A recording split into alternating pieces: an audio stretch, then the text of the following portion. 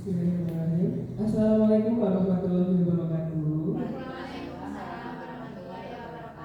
Selamat siang Bapak Ibu. Siang. Apa kabar hari ini? Baik. Sehat hari ini? Sehat. Yang sehat, ada yang kurang sehat, ada yang batuk, ada yang mengantuk. Bahagia hari ini? Bahagia. Alhamdulillah. Oke, Bapak Ibu, terima kasih sudah bersedia mengikuti kegiatan berbagi praktik baik tentang implementasi 7 jurus BK hebat yang sudah saya implementasikan kepada murid-murid kita di 2 minggu yang lalu. Nah, tugas ini sebagai pemenuhan saya di pelatihan calon Fasda yang sudah saya jalani dari tanggal 17 bulan lalu di Solo. Nah, kemudian saat pulang dari Solo, saya juga mengimplementasikan 2 jurus di kelas 9A dan kelas 9C. Nah, hari ini tugas saya adalah berbagi praktik baik terkait dengan 2 jurus yang sudah saya implementasikan di kelas. Nah, Bapak Ibu, kemarin ketika saya ke Solo, saya belajar tentang 7 jurus BK hebat. Ada 7 jurus ya, pendekar, dan ini nanti bukan hanya guru BK yang mendapat, namun guru mata pelajaran dan juga guru SD pun akan mendapat 7 jurus ini. Namun waktunya kita tunggu saja dari tugas pendidikan kapan akan diselenggarakan untuk yang guru mata pelajaran dan juga guru SD. Nah, 7 jurus ini yang pertama adalah jurus kenali potensi.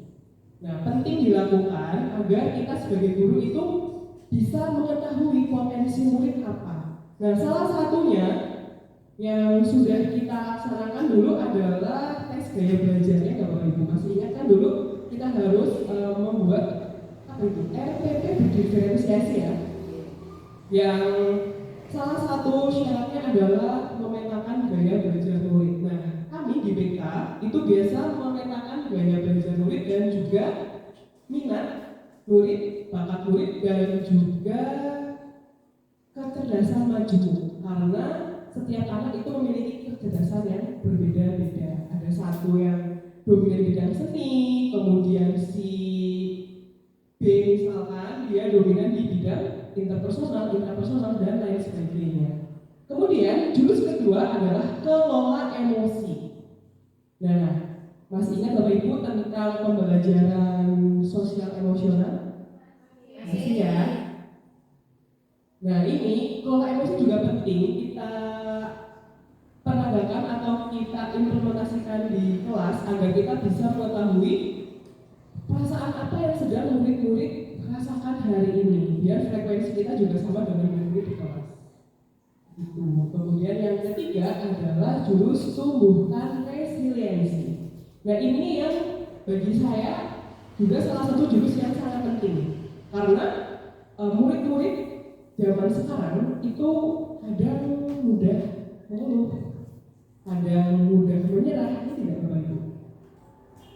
Ya, betul ya. Nah, bagaimana kita sebagai guru menumbuhkan resiliensi biar murid itu memiliki daya penting. Mereka ketika gagal berani mencoba lagi bangkit kembali dari kegagalan itu. Kemudian jurus yang keempat adalah jaga konsistensi. Untuk melakukan sesuatu yang konsisten itu perlu waktu. Ya tidak Bapak Ibu, seperti kita setiap hari kan ada kebiasaan sholat zuhur berjamaah. Nah, agar konsisten itu perlu waktu. Dimulai dari terpaksa, kemudian nanti jadi terbiasa. Nah, selanjutnya yang kelima adalah jalin koneksi. Nah, di sini jalin koneksi itu bagaimana kita menumbuhkan komunikasi empati antara murid dengan murid, murid dengan guru, guru dengan murid. Karena ya empati itu penting ya, bisa merasakan apa yang orang lain rasakan, itu penting. Kemudian yang ke-6 ada bangun kolaborasi. Nah, kalau jurus bangun kolaborasi itu lebih ke bagaimana saya sebagai guru BK itu berkolaborasi dengan wali kelas. Kadang kita ngomongin bareng ya, Ibu Tia, Ibu Novi. Kadang kita ngomongin bareng, kemudian kolaborasi juga saya dengan guru mapel, kemudian dengan kepala sekolah, waka dan sebagainya. Selanjutnya adalah menata situasi di mana kita sebagai sekolah di lingkungan sekolah itu bisa menata situasi dengan baik agar sekolah kita itu menjadi sekolah yang ramah, yang tidak ada perundungan di sekolah ini begitu. Dan sekolah kita kan udah ada EPTKS ya Ibu Novia, yaitu nanti kita kembangkan bersama ya berkolaborasi agar bisa menata situasi dengan lebih baik di sekolah ini meskipun ya memang sudah baik ya. Nah, dari 7 jurus itu ada 2 jurus yang saya implementasikan di kelas. Yang pertama adalah kelola emosi.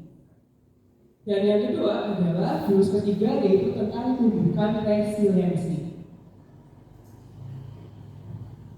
Nah, untuk implementasi jurus kedua, kelola emosi, tujuan saya adalah membantu murid dalam mengenal dan mengelola emosinya. Karena untuk mengenal emosi kita, perasaan kita itu kan juga nggak mudah ya. Kadang anak-anak ditanya, bagaimana perasaan hari ini? Mereka jawabnya, biasa aja. Emang ada perasaan biasa aja?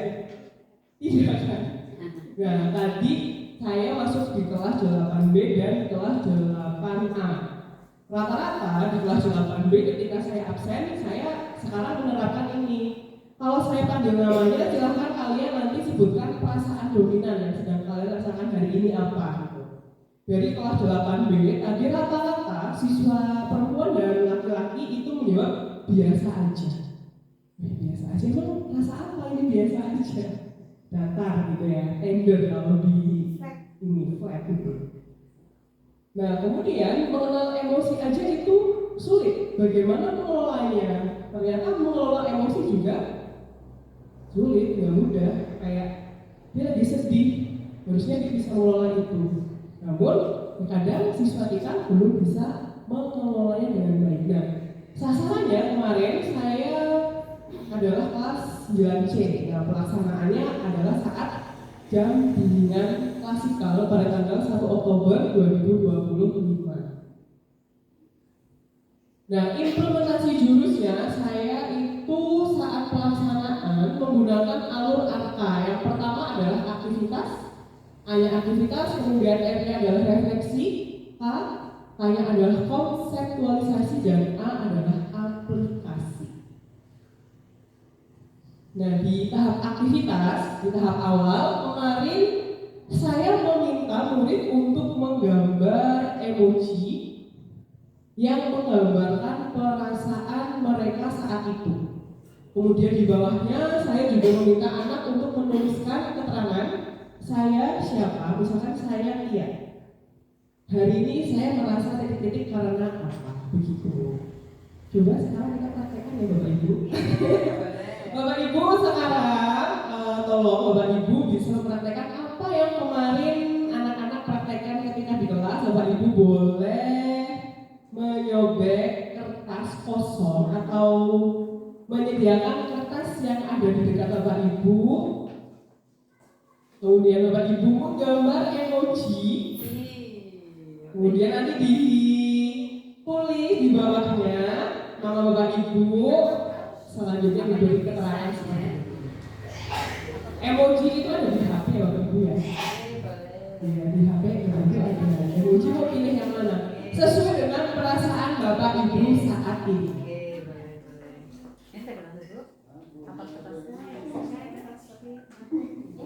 Ya, di HP ada di belakang.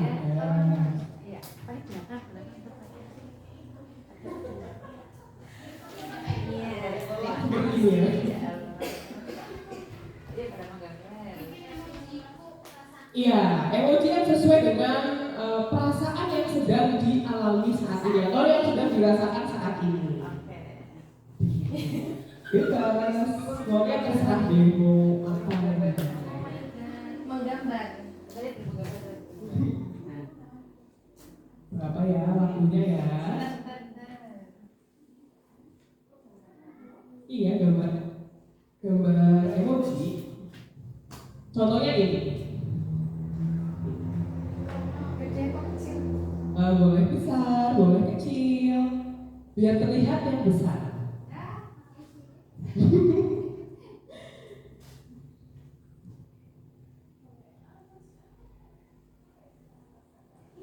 Hari ini kan Iya, hari ini dong.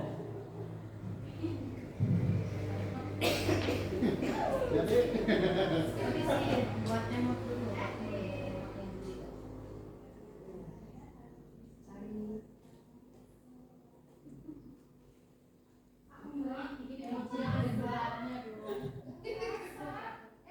Iya, kan sesuai dengan perasaan saat ini. Lo kok mencong ya beneran nih. Gak apa-apa, dia ada yang sempurna. Nah, kalau sudah digambar emojinya, Bapak Ibu bisa tuliskan di bawahnya, saya titik-titik-titik, sesuai nama Bapak Ibu, misal saya nikah. Hari ini saya merasa apa? Karena apa? Saya nikah, hari ini saya senang karena saya bisa kembali bertemu dengan Bapak Ibu setelah sekian lama saya menghilang.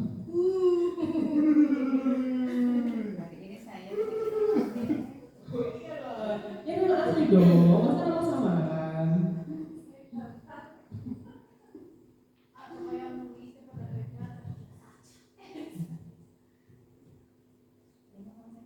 Sudah?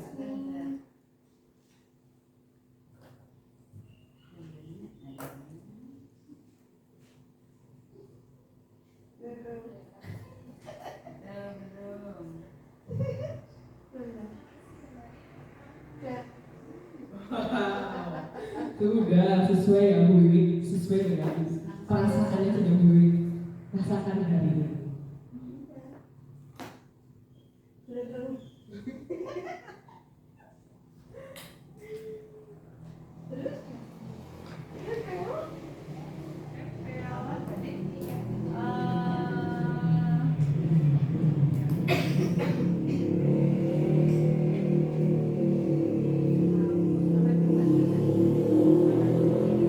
Saya titik-titik-titik hari ini saya merasa titik-titik-titik karena iya karena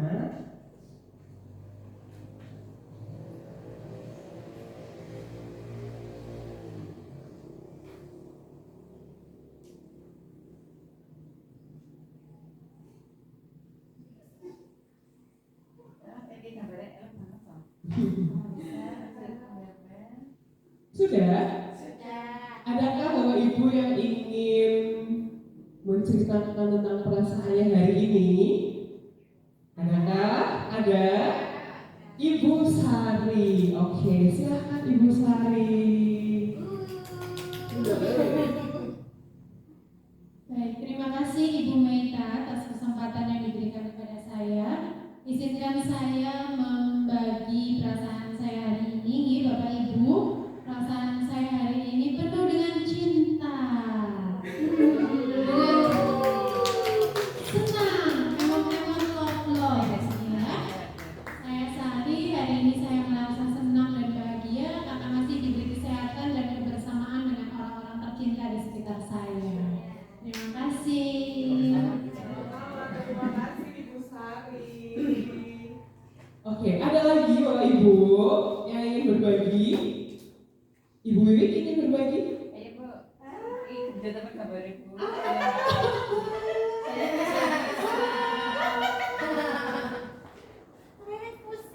Iya, ini emot seperti ini.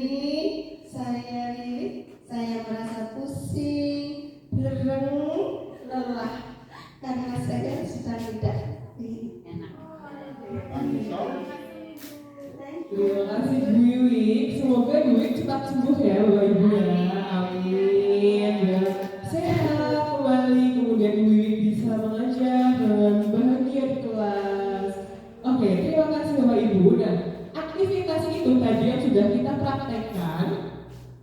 saya juga praktekkan di kelas.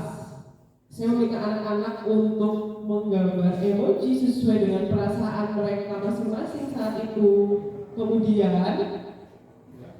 saya mulai kasih note, anak-anak menempelnya di dada sebelah kanan mereka. Kemudian nanti saya meminta anak-anak untuk berhadapan, saling berhadapan satu sama lain, seperti ini fotonya. Nah seperti ini berhadapan. Kemudian mereka saling membaca, punya teman satu bangku masing-masing dan bercerita. Nah setelah itu teman yang membaca teman satu bangkunya itu memberikan feedback, memberikan dukungan, memberikan motivasi kepada teman sebelahnya. Kemudian nanti dukungan itu juga ditempel di dada sebelah kiri. Jadi dada sebelah kanan dan dada sebelah kiri itu berisi. Yang kanan berisi perasaannya dan yang kiri berisi dukungan dari temannya. Begitu, seperti ini contohnya dan seperti ini. Nah, setelah aktivitas ini mereka merefleksi pengalaman yang sudah mereka lakukan, kegiatan yang sudah mereka lakukan. Nah, dari refleksi ini ternyata banyak teman, banyak anak-anak itu yang merasa senang didengarkan, senang. Akhirnya mereka punya dukungan dari teman yang tadinya mereka di kelas itu merasa sedih, merasa bosan, merasa khawatir karena masalah jadwal. Ada yang seperti itu. Nah, setelah diberikan dukungan oleh temannya, diberikan ketenangan oleh temannya, siswa ini merasa senang, merasa lebih baik perasaannya. Begitu Bapak Ibu. Bapak Ibu kalau merasa ada masalah, cerita tidak sama teman atau sama siapa gitu? Cerita. Kalau setelah cerita perasaannya bagaimana Ibu Novi? Lebih lega. Iya, seperti itu. Ternyata murid-murid kita juga seperti itu. Karena mereka butuh didengarkan, butuh teman bercerita. Nah, selanjutnya adalah tahap konseptualisasi. Dari sini saya menjelaskan tentang materi pengelolaan emosi. Kelola emosi tadi, saya menjelaskan materinya agar anak-anak itu paham bagaimana cara mengenal emosinya. Kemudian setelah mengenal, mereka bisa mengelola emosinya dengan baik. Karena emosi kita harus kita kelola, nggak sih Bapak Ibu? Harus ya. Emosi kita tanggung jawab siapa? Diri sendiri, begitu. Nah, setelah ini selesai, konseptualisasi selesai, saya masuk ke tahap akhir. Di tahap akhir yaitu aplikasi. Nah, di sini di tahap aplikasi ini saya membagikan link ke anak-anak melalui barcode, link jurnal rasa. Jadi di website BK sekarang sudah saya tambah menu baru yaitu jurnal rasa. Nah, jurnal rasa ini yang saya bagikan ke anak-anak setiap minggunya. Di situ mereka bisa menceritakan tentang perasaan yang sedang mereka alami. Nah, seperti ini. Jadi berisi tentang emoji-emoji yang dominan di satu minggu itu, perasaan apa yang paling dominan di diri mereka. Kemudian mereka memilih emojinya. Kemudian yang di bawah sendiri, saya meminta anak-anak juga untuk menceritakan perasaan mereka atau masalah yang sedang mereka alami. Kemudian hasilnya ini, nah contohnya di atas ya. Saya sengaja tidak menampilkan namanya siapa karena ini juga termasuk privacy ya Bapak Ibu ya. Yang pertama itu yang paling atas, dia merasa sedih, dia memilih emoji sedih. Kemudian di kolom ceritakan detail emosi yang dominan dirasakan satu minggu ini. Dia menuliskan, saya satu minggu ini sering merasa sedih karena sedang banyak masalah keluarga. Ini berarti kalau ada masalah seperti ini, ya saya sebagai guru BK langsung menindaklanjuti itu sebagai bahan konseling individu, begitu, baik di chat atau di ruang BK. Nah, kemudian ada lagi, saya merasa bingung. Saya merasa bingung karena ada suatu masalah yang buat saya bingung dan belum terpecahkan. Berarti kalau seperti itu, dia membutuhkan orang yang bisa membantunya dalam memecahkan masalah begitu. Begitu Bapak Ibu, untuk jurus 2 yang sudah saya implementasikan ke anak-anak yang muaranya adalah nanti jurnal naskah ini akan saya share ke anak-anak setiap minggu setelah jam BK selesai. Misal hari Senin, jadwal saya di kelas 9A. Berarti nanti hari Senin jam 4 sore atau jam 3 sore atau malam jam 7 saya share link jurnal naskah itu di grup BK kelas 9A buat anak-anak bercerita seperti itu. Nah, siapa tahu nanti kan ada cerita-cerita yang itu memang harus segera ditangani. Karena dulu pernah ya Bapak Ibu, beberapa murid kita yang saya temui di kelas 9 itu tiba-tiba chat saya, Ibu, kalau bunuh diri itu boleh ya? Kayak gitu. Itu pernah ada ternyata Bapak Ibu. Namun ya saya tetap kasih pendekatan ke dia, saya tetap dampingi dia dan saya tetap kasih saya selalu ada, saya mengusahakan saya selalu ada untuk dia karena ya kita nggak tahu di rumah dia seperti apa ya kan. Ketika dia menghubungi saya berarti dia membutuhkan saya seperti itu. Karena ya anak-anak zaman sekarang ya Ibu ya, kadang memang butuh tempat bercerita yang tepat gitu. Kalau tadi di kelas 8 katanya malas cerita karena nanti kalau cerita malah jadinya adu nasib. Di kelas 8A tadi saya di kelasnya putih ya. Katanya ada anak saya nanya loh Mas, anak cowok gitu, Mas kamu kalau marah cerita enggak saya diem, nah kalau sedih enggak saya diem, enggak cerita ke teman, enggak Bu malas kalau cerita ke teman nanti jadinya adu nasib. Ya jadi adu nasib begitu. Makanya saya membuka layanan jurnal naskah itu. Itu mohon dukungannya, semoga saya bisa melayani anak dengan baik online maupun langsung di luar BK. Begitu. Ini yang jurus kedua. Selanjutnya jurus yang kedua yang saya lakukan, yang saya implementasikan adalah jurus 3, tumbuhkan resiliensi. Nah, tujuannya saya memilih jurus 3 adalah guru BK mampu membantu murid membentuk growth mindset yang menumbuhkan resiliensi sehingga murid dapat berkembang secara optimal pada aspek pribadi, sosial, belajar, dan karir. Dan sasarannya adalah di kelas 9A. Pelaksanaan kegiatan di tanggal 2 Oktober di jam informatika ya, saat itu saya pinjam jamnya Ibu Kors ya. Nah, alasan saya kenapa saya memilih jurus tumbuhkan resiliensi karena tadi banyak anak yang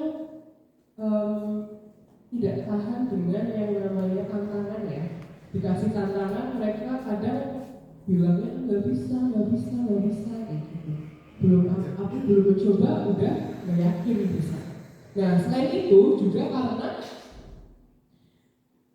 alumni kita itu banyak banget yang kadang masih chat saya, Bu, kalau saya pindah sekolah sih gimana ya? Bu, saya malas lah sekolah di sini, saya pengen pindah. Dan itu nggak hanya alumni yang kemarin, namun yang kemarin-kemarinnya juga seperti itu. Dan saya pengen menanamkan ke anak kelas 9 yang sekarang bahwa yang namanya hidup itu kan penuh dengan tantangan. Dan kita perlu menyiapkan mereka siap menghadapi realita besok. Entah itu gagal atau berhasil kan itu suatu hal yang harus mereka jalani, harus mereka lalui dengan baik.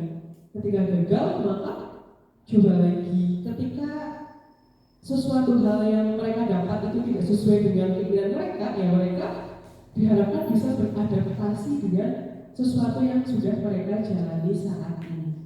Itu alasannya kenapa saya memilih jurus 3 yaitu tumbuhkan resiliensi. Nah, implementasinya di kegiatannya saya masih sama. Yang pertama adalah aktivitas. Saya masih menggunakan angka, aktivitas, refleksi, konseptualisasi, dan aplikasi.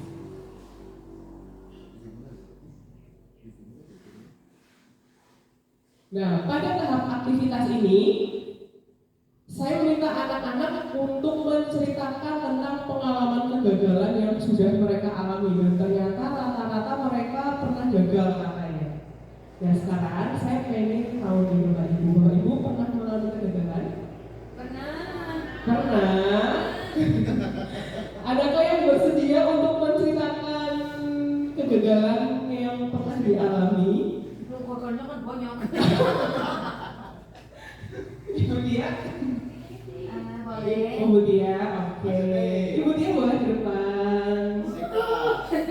Ya, dan setelah gagal nanti Ibu Tia apa yang Ibu Tia? Kita dengar pengalaman dari Ibu Tia, Bapak Ibu ya.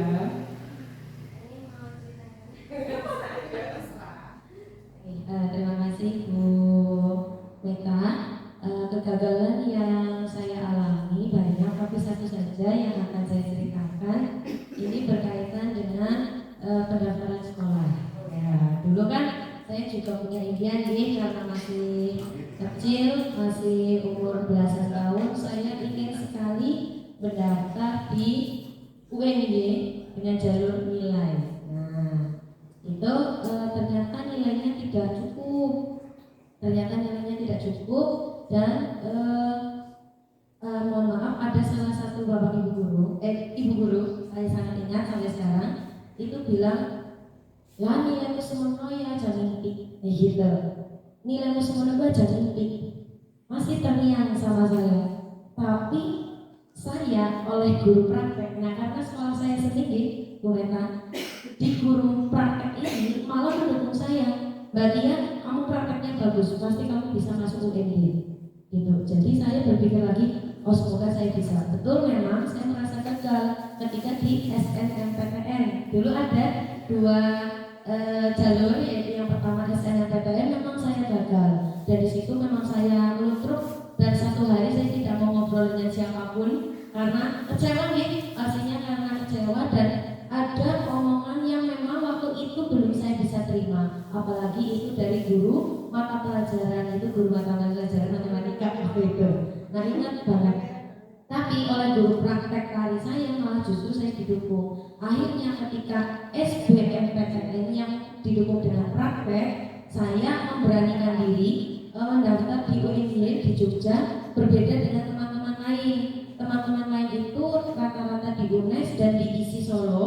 Saya memberanikan diri di UNY. Kebetulan waktu itu saya belum tahu kalau ada teman saya juga ikut mendaftar ke sana, tapi cowok. Jadi saya merasa sendirian.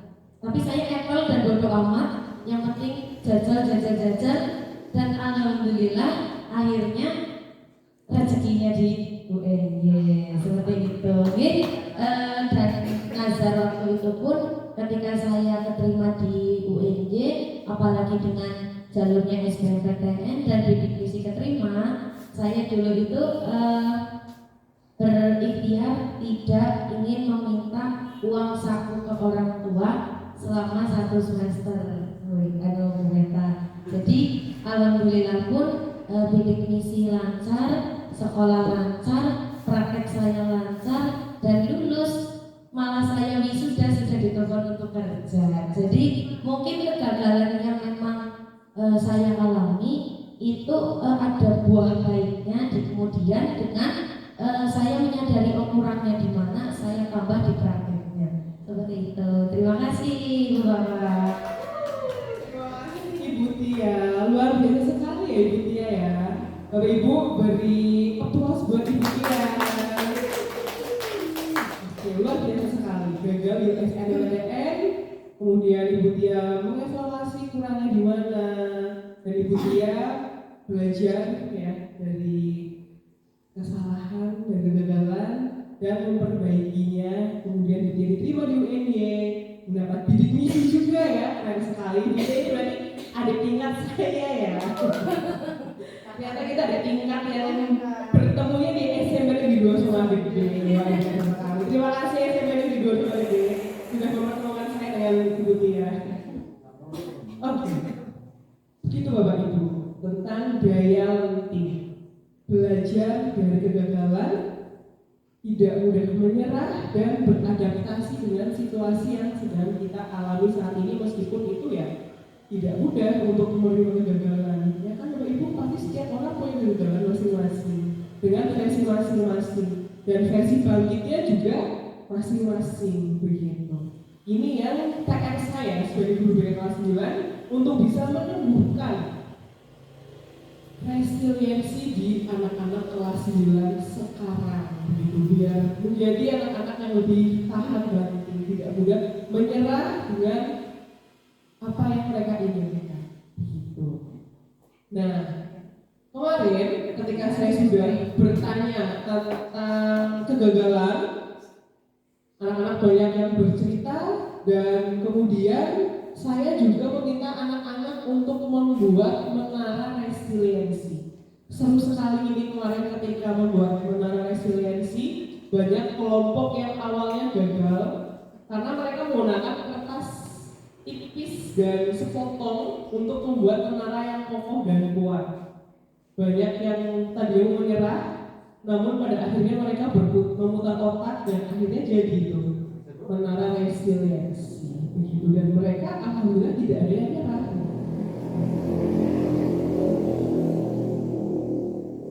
Nah, setelah kemarin selesai membuat menara resiliensi, saya juga meminta anak untuk merefleksi kegiatan yang sudah mereka lakukan bersama.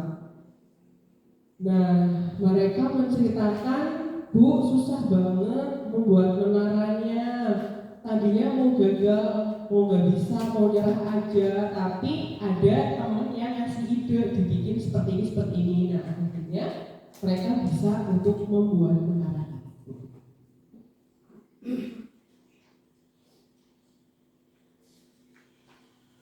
Nah, selanjutnya adalah tahap konseptualisasi. Di sini saya juga menjelaskan materi tentang resiliensi. Saya memutar video terlebih dahulu untuk menstimulus pengertian resiliensi yang mereka pahami saat itu, dan banyak anak yang bisa menangkap makna video yang saya tampilkan. Dan saya juga menjelaskan tentang resiliensi, bagaimana agar bisa menjadi anak yang memiliki daya resiliensi tinggi. Nah, kemudian di tahap aplikasi ini saya meminta anak-anak untuk membuat quotes tentang resiliensi. Kemudian setelah itu saya meminta anak-anak juga untuk menempelkan quotes tadi di pohon resiliensi. Nah, tujuannya apa? Tujuannya agar anak-anak itu bisa ingat jika mereka merasa gagal dan ada di kelas. Jadi pohon resiliensi ini ada di pojok kelas mereka. Ketika mereka merasa gagal, nanti saya minta mereka buat melihat quotes yang sudah mereka tulis dan mereka tempel di pohon resiliensi di kelas, biar mereka ingat, oh iya ya, saya harus seperti ini, saya harus seperti ini, harusnya saya seperti ini. Begitu. Nah, kemarin yang unik adalah ketika saya tadinya mengisi materi ini di salah satu kelas. Nah, kemudian siangnya ada anak yang tiba-tiba datang ke saya dengan penuh emosi. Emosi kan banyak hal ya, bukan hanya marah ya. Dia curhat, dia cerita ke saya tentang pengalamannya dia. Nah, saat itu saya memberikan sesi konseling kepada dia sampai beberapa menit, mungkin 1 jam lebih kalau tidak salah. Dan pada akhirnya ketika saya sudah memberikan konseling individu ke dia menyadari bahwa gagal itu wajar. Karena setiap orang tidak selamanya berhasil. Setiap orang pasti ada gagalnya. Setiap proses pasti ada berhasil, ada yang tidak berhasil. Nah, kemarin pas di sesi konseling pada akhirnya dia menyadari bahwa yang harus dia lakukan sekarang adalah menerima kegagalan dan juga belajar dari pengalaman yang sudah dia alami kemarin dan bangkit kembali agar menjadi lebih kuat. Dan kemarin ketika selesai sesi konseling dia sudah bisa tertawa, sudah bisa tersenyum, sudah bisa merasa lega.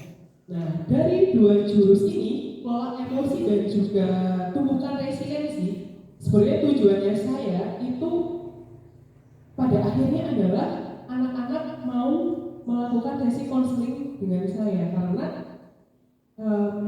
hal itu menurut saya di kelas 9 itu penting untuk menyiapkan diri menjadi lebih kuat menghadapi jenjang yang lebih tinggi, karena nanti di akhir kelas 9 juga ketika mereka akan mendaftar ke SMA, SMK impian mereka pasti akan banyak sekali drama-drama yang terjadi ya Bapak Ibu.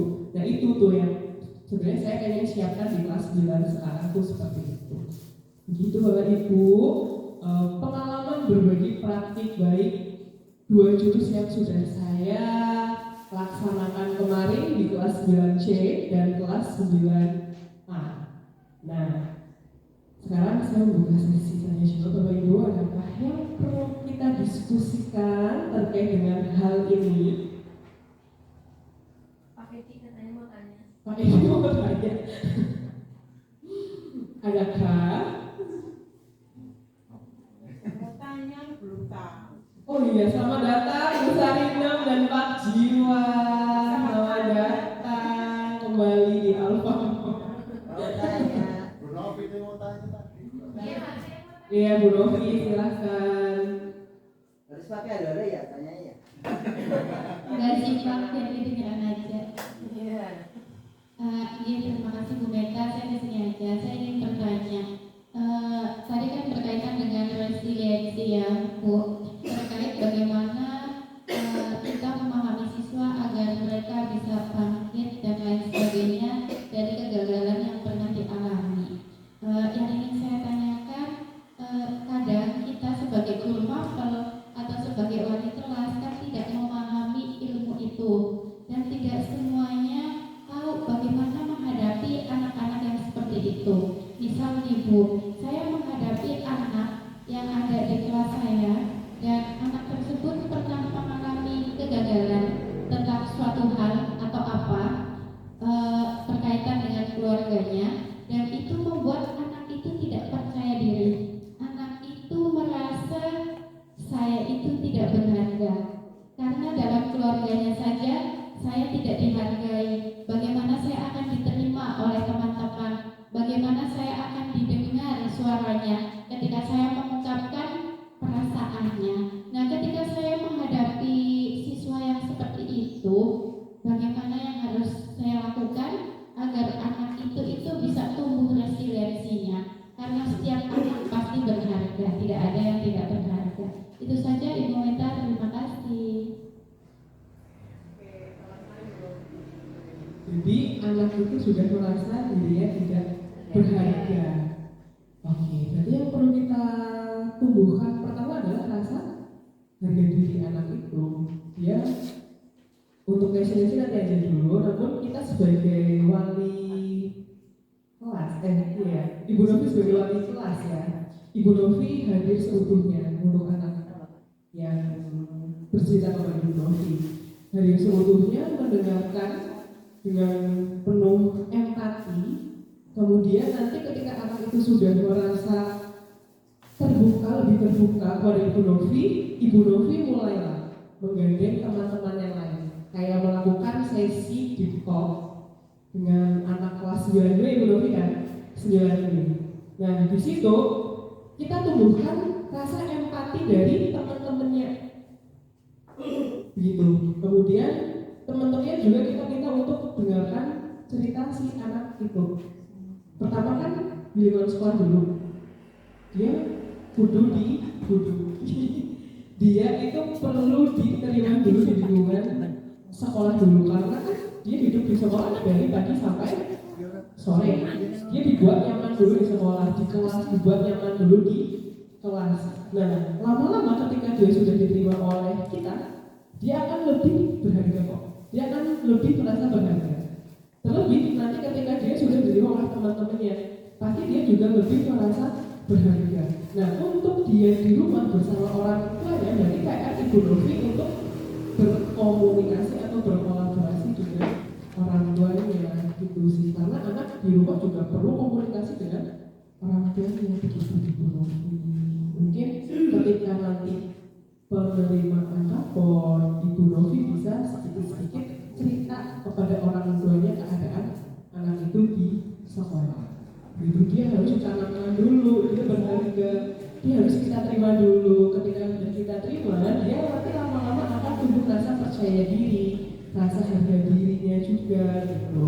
Kemudian nanti pasti akan tumbuh resiliensi. Dia sekarang sedang berada di fase yang sulit ya. Dia sekarang sedang berada di fase yang sulit. Kita sebagai guru juga harus bisa menerima dia apa adanya. Dia seperti apa di sekolah pasti ada hubungannya dengan dia. Sama-sama. Ya, kita bisa berkolaborasi juga nanti untuk membuat anak ini merasa berharga dan menumbuhkan resiliensinya juga. Ibu, Bapak, Ibu, ada lagi yang ingin bertanya? Aduh, dari awal saya belum itu, dari tanya apa sih ya? Senang mendengarkan suaranya Ibu Iya. Putri dan Bu Novi. Iya.